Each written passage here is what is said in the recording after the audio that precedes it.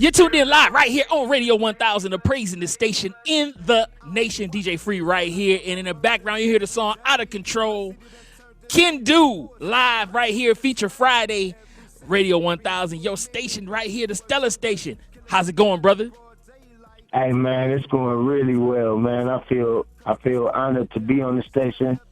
It's a privilege just to be here, man. It's amazing. I remember I got tagged in the song. And I said, "Oh, this is hot." And then Dr. Belinda Scott hit me up and said, "You know, you got to interview this brother." And I was like, "You know what? It's so funny that I saw a song at the same time." And we're just glad that we had the opportunity to get you on and talk about your music, talk about your ministry. Now, tell everybody where you're from. Give them a little bit of your background, you know, and your salvation experience. Oh yeah, most definitely represent Cleveland, born and raised in Cleveland. Never left at all, even though I wanted to leave sometimes, never left. But as far as my salvation, to tell you the truth, I was born in Inner City Misfits. That was my first group, but we was representing the streets, tough. I was one of them artists that was fooled by the glamour. Yeah. You know, everything that's glitter. Everything that glitter don't gleam, you know what I'm saying?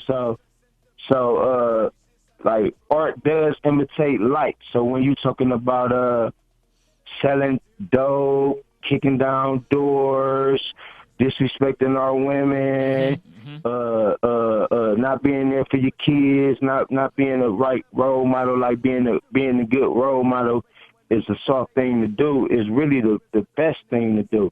Yeah. You know what I'm saying? So I was blinded growing up when you know, like with the NWA phase, when gangster rap first hit the market, and I'm a little kid thinking I want to imitate that. You know what I'm saying? It took me a while to understand that that's not it. And if you pay attention to the music nowadays, like most of them boys, they ain't talking about nothing. You know what I'm saying? Right. And they don't care about nothing. Come on. So right now I don't want to represent that. I want to represent how our real mamas raised us. Like we all got real mamas, we got grandmamas. Ain't nobody perfect, but it's always somebody placed in our life to teach us how to live better. Yes, sir. Yes, and sir. be our real selves and not no character. Yeah. I love it, man. You feel me? Yes, sir. Yes, sir. So what I'm doing with the music now is basically just sounding like a grown man. I know that's right. Talk about that too for a second. How important it is to for people to be mature, you know what I'm saying, to be a grown man in their music, especially when it comes to representing the things of God. You know, a lot of people, like you said, there's a lot of people out here representing a lot of stuff that's nothing. You know, with the stuff they're talking about is worthless. You know, and a lot of it, to be honest, is a bunch of fake stuff too. Because there's a lot of people out here that's saying that they doing all this killing and all this drug dealing, knowing they not doing half of that stuff. They studio gangsters. But talk about how it's important to be real, especially now that you representing the Lord in your music. Oh, it's very, very, very, very. I can't stress it enough. It's very important.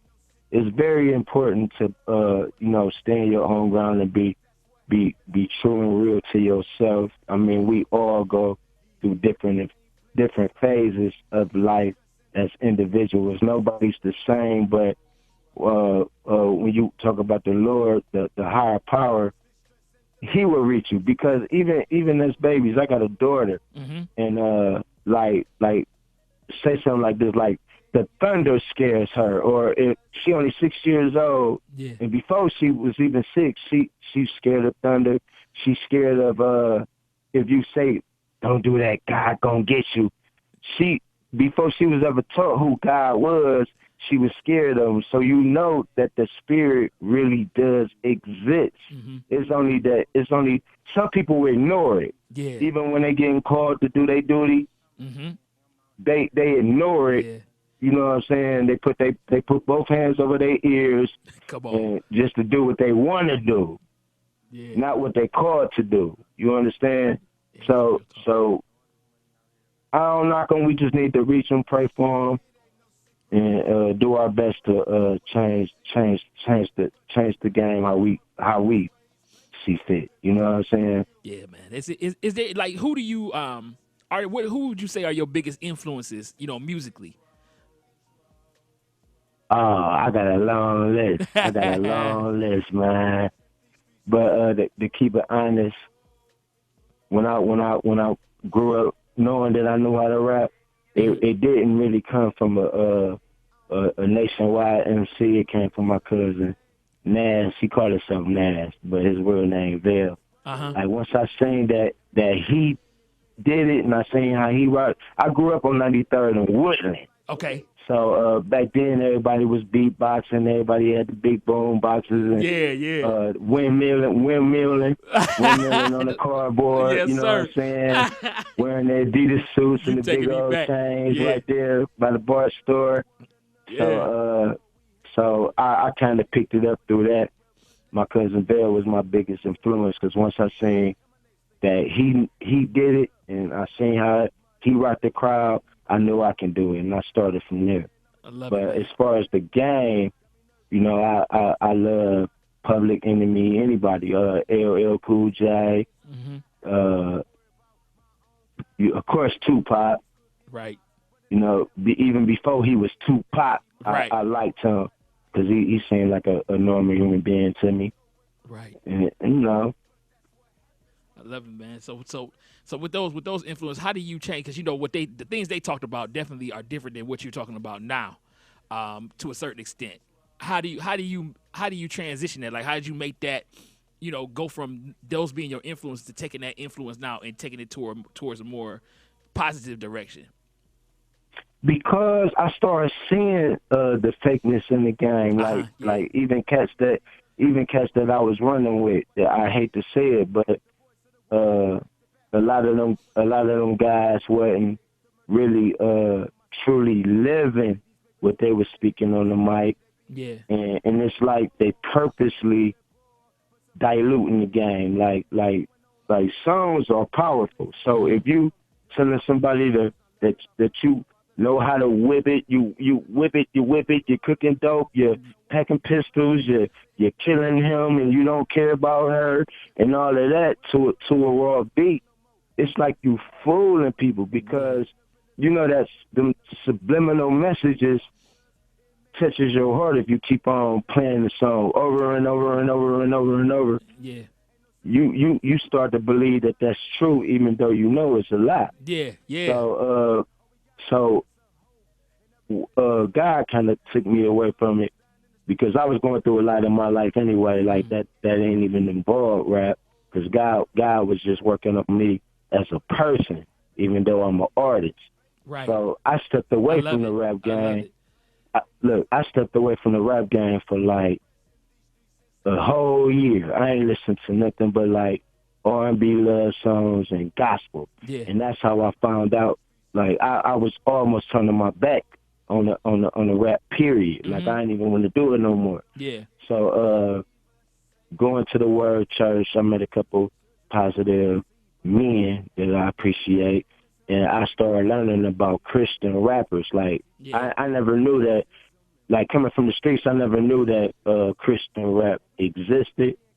Like people represent like they honor and they believe in God and everything. Yeah. And doing their thing. So I met Lecrae. I learned about Lecrae. I learned about Flame. Yeah. And a couple other people. So I was like, oh, that sounds kind of nice. Yeah, that's how I want to really represent, like that. I love it. You feel me? If I'm gonna come back to the game, I'm doing that. I'm spreading a positive, real message. I'm not gonna be ashamed of my belief in God. Yeah. They asked me if I'm a Christian rapper. I tell them I'm a Christian that rap because I wasn't always saved. Yeah. You feel me? Yeah. I love it. I'm just hitting the ground running, man. I love it, man. I love how you just you keep it at 100, and just how I just love how your approach is to it. That I just got to honor my belief in the Lord, and that's what I'm putting out here now. I'm and that whole point of stepping away for a little while just to take a look at it and say, you know what, let me see if I'm doing this the right way, and let me allow God in here to direct and like you said, work on me, because I think that's what it is. If you really rap, especially rapping for the Lord, this thing is supposed to be what we are. If we talking about it, it's good to say, you know what, I'm gonna let God fix me first, and then I can go out here and start teaching and start talking and start rapping this thing, because now it's all the way real to me. It's not just something I'm just saying. Hey, Yeah, man, that's it, brother. That's it right there, man. And I'm still learning a lot. oh, we I'm all are. learning a lot. Yeah, You know what I'm saying? Yeah, I love it, man. I love it. You know what? Now, before we go on to the song, I want to tell people the background to the song. Tell them what your thought process was, in coming up with the song. Oh, the thought process was all the way in. I knew that I had to start all over. God told me just to get rid of anything that I had in the past. Even though I love my old songs, I mean, when you're an artist, when you create things and it sound good to you, no matter if it came across negative or positive at the time, when you made it, you just love that you made it. But God was like, erase everything in the past and start from now. So I linked with shout out to my big brother Rio Tracks. He the one that made the beat, Rio Tracks, and I sat there with him. And it just came to me. It just came to me. It was a lot of stuff going on in Cleveland, and I got a homie from Chicago that I really like. So it's like Cleveland at the time. Cleveland and Chicago, man, we was definitely going through a trying time with people shooting kids, killing females, killing all the brothers. Like the murder rate was high, so I knew I had to say something that can make people aware of what's going on. Cops killing us. Yeah. It wasn't nothing great last year. You know what I'm saying? Yeah, it's rough. So with us going into 2016, I'm just trying to put my bid in, change something. You feel me? Just put my bid in to help change. I love it. And I know music is a powerful tool. So if I can dump positivity in my young brothers and my old brothers, anybody who take the chance to listen to it, if I could just dump positivity, words at the wise words up to just keep on going with something positive instead of negative, maybe I can help bring change. These streets is out of control. Yes, sir. You like that, brother, I'm man? loving that. I'm loving it. I'm loving it, brother. This is good. This is good stuff. I appreciate it, brother, man. I appreciate that. I want to thank you, man, for the opportunity to just allow me to get my voice heard. I feel real honored and privileged. I love you. I love Belinda Scott, Daryl, and everything. We are soldiers for Christ. Just trying to get it right, man. I love it, man. I love the message. I love how clear it is. You know what I'm saying? It's you don't have to. It's nothing to extra to think about. It's straight in your face. You know what I'm saying? This is what it is, and this is what needs to change. And I love it. I love it. I love it. I before we go though, I just want you to just speak to this generation. That's what we were talking about on the throne room earlier. In all of this week about our generation. And what would you have to say to this generation? Oh man, what I have to say to you guys is just stop being weak. Stop trying to follow the next man. First of all, I have to say this, follow Jesus. I mean, read your Bible, do some extracurricular activities, because idle mind, if your mind's too idle, you liable to follow anything, even if it's against your morals and values. So stick to the truth. Listen to your mom and dad. Listen to your grandma and your granddad. Listen to your surrogate dad and your surrogate mom, your godmother, your godfather. Anybody that's instilling positive game to you, inside you, listen, because it means something. Focus on your education. The more smarter you are, the more money you can make. And one day you're going to have kids. You don't want your kids out here wilding and not believing in anything and growing up with no morals and values. So just learn how to be a leader instead of a follower. I mean, I know sometimes you got to follow. If you follow great leaders, it's pastors, it's churches almost on every block. So get inside the church. Find you a positive team to roll with, man. That's all I can say. I don't know what else to say. That's good right there, man. That's good. I was gonna say now tell everybody where they can find you, whether it's Facebook, Twitter, Instagram, and how they can get in contact with you if they want to have you come, minister, or if they want to get the music, let them know how they can get it. Okay, you just find me at the Real Life Liver, man. I go by Kindu Hughley. My first name Kindu. That's Kindu. My last name Hughley, like D.L. Hughley. Hughley. You can definitely find me on Facebook. I'm my management team trying to build me the artist page and all of that, but I just like being a regular, ordinary person with a gift. So I ain't trying to like do too much extra on that. As far as YouTube, same old thing. If you type in my name, Kindu Hughley, no spaces, you'll see my videos up there. Matter of fact, I'm shooting another one tomorrow. Okay. To that show me the sign song. Yeah. I sent you, brother. Yeah, I'm working on that tomorrow. Cool. Well, then we're gonna have you back when we release it as a single and you get the video out, and we can pub it some more. I love it, man. Good stuff, man. Brother, keep going higher in the Lord.